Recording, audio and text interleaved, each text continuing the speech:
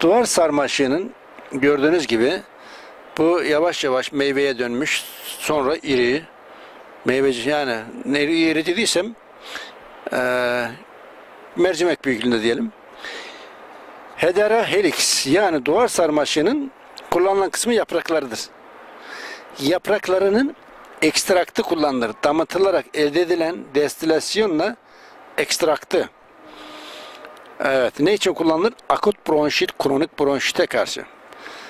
Birleşiminde biz bununla ilgili Berlin'de 7753 akut bronşiti olan hasta duvar sarmaşığı ve kekik ekstrelerinden elde edilen damla drajelerle tedavi edilmiştir.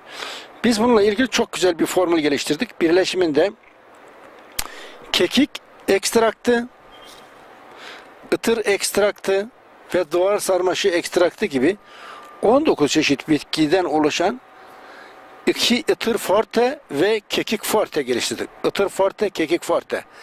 Akut ve kronik bronşite karşı dünyada en önemli bitkilerden biridir. Fakat bu bitkinin bir özelliği daha var. Tehlikelidir. Niye tehlikeli? Yetişmiş olduğu bölgedeki ağaca tırmanır, ağacın özünü emer. O nedenle duvar sarmaşığına ağaç öldüren denir. Ağaç öldüren. Yani herhangi bir sevdiğiniz bir ağaç varsa, ceviz ağacı, tut ağacı vesaire, onun yanına duvar sarmaşığı ekmeyin.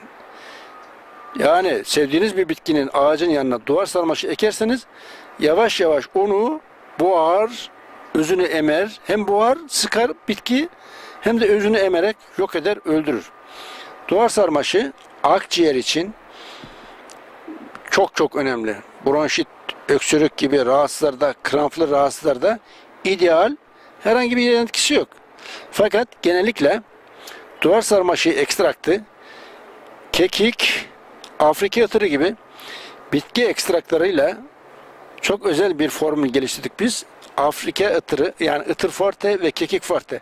Bunlarla birlikte kullanıldığında çok kısa zaman sürede kişi en ağır bronşit, kuru öksürük, astım, kronik rahatsızlar dahi iyileşir. Hürmetler, saygılar.